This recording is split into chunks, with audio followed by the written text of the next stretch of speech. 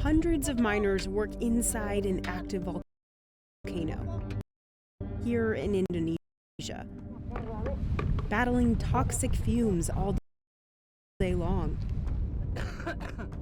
They're mining sulfur, which locals call devil's gold. Working conditions here are so dangerous, many miners don't live past 50 years old. Nama saya Mister, saya sebagai penambang belirang di Kawah Ijen. Miners like Mistar carry up to 200 pounds of sulfur on their backs, up and down these steep cliffs. And Mistar's been doing it for 30 years. Bawa belirang, mikul, itu sudah biasa, di pundaknya ngapal itu. The sulfur is used in everything from matches and rubber to cosmetic products. It's even what makes our sugar white. Nah, ini belirang yang bagus, tidak ada pasirnya. Ini yang namanya natural. But most of the world's sulfur comes from oil and gas refining, making volcanic mines like this relatively obsolete. Yet these miners are still working, earning about $12 to $17 a day. Because in this remote part of Indonesia, it's one of the better paying jobs. Walaupun ini keadaan bahaya, itu dah tadi, berani mati, takut lapar. So why is this form of sulfur mining still happening? And what makes this such a risky business?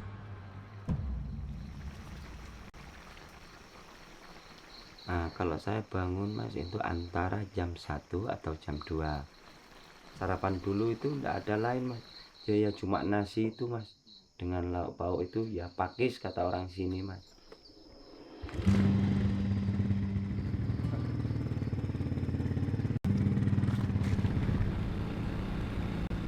Jam segitu keadaan sekarang itu rawan hujan, rawan longsor di kawahnya. This is as far as Mistar can go on his bike. There are no roads to the crater, so he has to walk the rest of the way. It's a 2-mile hike up to the ridge of Ijen volcano.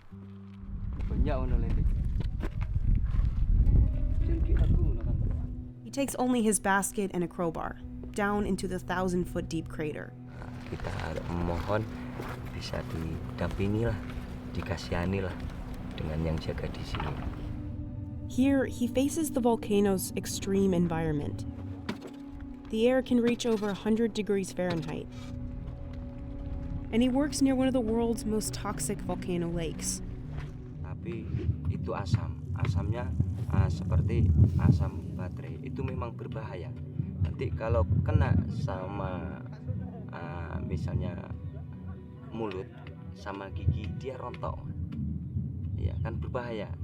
Dia bisa membunuh juga kalau sudah masuk ke dalam perut. And there's the smoke.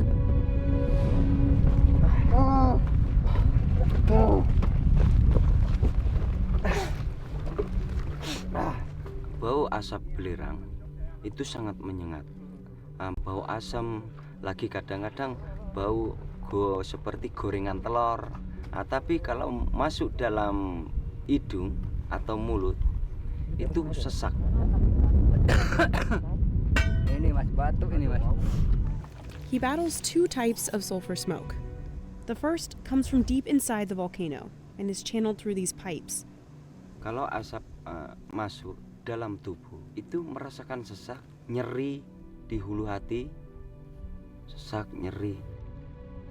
While mining company PT Jandi Grimbi owns the license to run the mine, the miners are freelance contractors, so they have to pay for their own gear, and many can't afford gas masks. Instead, they use handkerchiefs or towels dipped in water to keep the sulfur powder from sticking. The second type of smoke is even more dangerous. It comes from the volcanic gases below the acidic lake, and it can be deadly. So if miners see big clouds of thin white smoke coming from the lake, they have to evacuate. Kita harus menyelamatkan diri, harus lari kalau gas keluar. That's why Mistar needs to get here so early. The winds pick up through the day, blowing more white smoke towards the miners. Both types of smoke have lasting health effects. Untuk penambang di sini ya pasti ada yang sakit. Kadang waktu nambang sakit perut, kadang-kadang tergelincir, kakinya jadi sakit, kadangnya patah, itu ada. But the smoke from inside the volcano is crucial for sulfur production. This is how it works. When the super hot smoke hits the cooler air outside, it condenses liquid and drips off the pipe.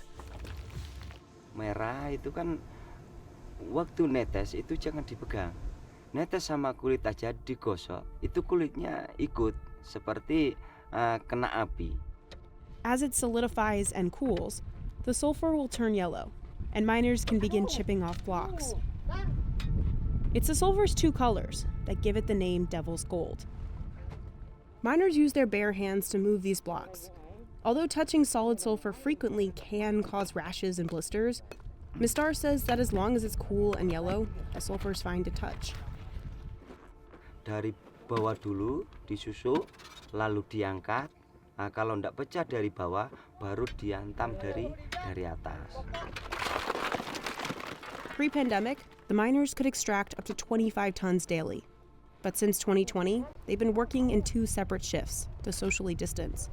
That's lowered the miners' capacity to only 10 tons of sulfur a day. Once he fills his baskets, Mistar hoists them up on his shoulder to hike back. But that sulfur is not a light load. Kalau saya maksimalnya mikul, itu satu pikulan 70 kilo. That's about 154 pounds. Mistar himself weighs just 132. Nama punggung ya pasti sakit mas di sini kalau berat. Some of the younger miners can carry up to 200 pounds in one load. Kan kadang-kadang di pundaknya itu kan sampai rusak. Ngapal itu rusak. Itu kadang ada tumbuh-tumbuhan yang seperti jerawat itu. Itu penyakitnya kalau orang mikul. They have to haul it up the steep walls of the crater. Langsung naik pelan-pelan. Soalnya kalau nanti kerasa kerusuh malah bahaya ke diri sendiri. Jadi jatuh. Peleset jatuh. Some do the treacherous hike in flip-flops. Kalau saya masih kerja merasa capek dari bawah, itu di batin saya itu mengucapkan mudah-mudahan cepat sampai di atas, selamat sampai.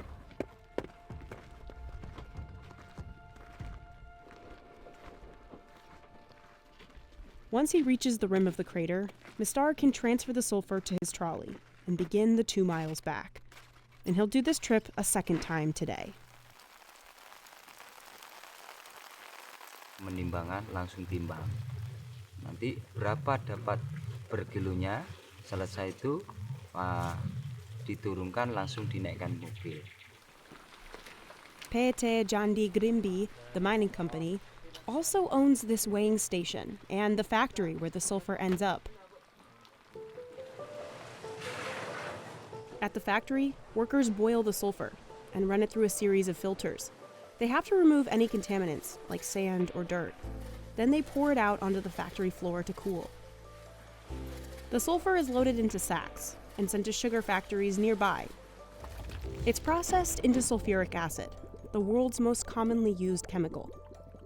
It's used in everything from matches, fireworks, and gunpowder, to detergent, paper, and batteries. It's what makes sugar white, and it's an essential ingredient in rubber products and even winemaking. But 98% of the world's sulfur comes from oil and gas refining.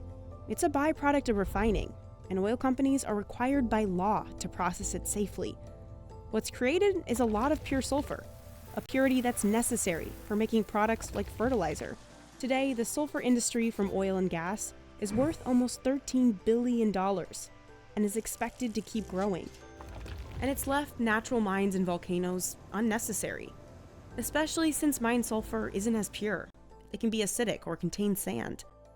Yet Ijen is one of the only places left in the world where people still mine sulfur this way. So why do they do it, despite the danger? For the mining company, it's easier and cheaper to get sulfur from Ijen.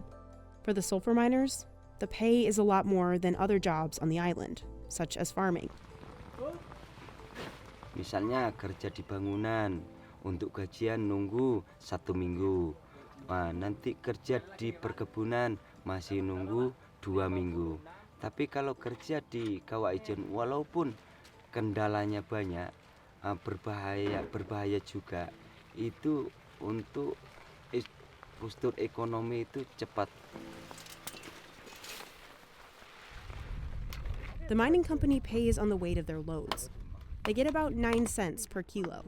With 2 loads, Mistar can make $17 a day. The mining company did not respond to our request for comment on why the miners are paid so little for what's considered one of the most dangerous jobs in the world. Another possible reason this mine is still open? Tourism. At night, visitors flock here to see the blue flame from the sulfur gas.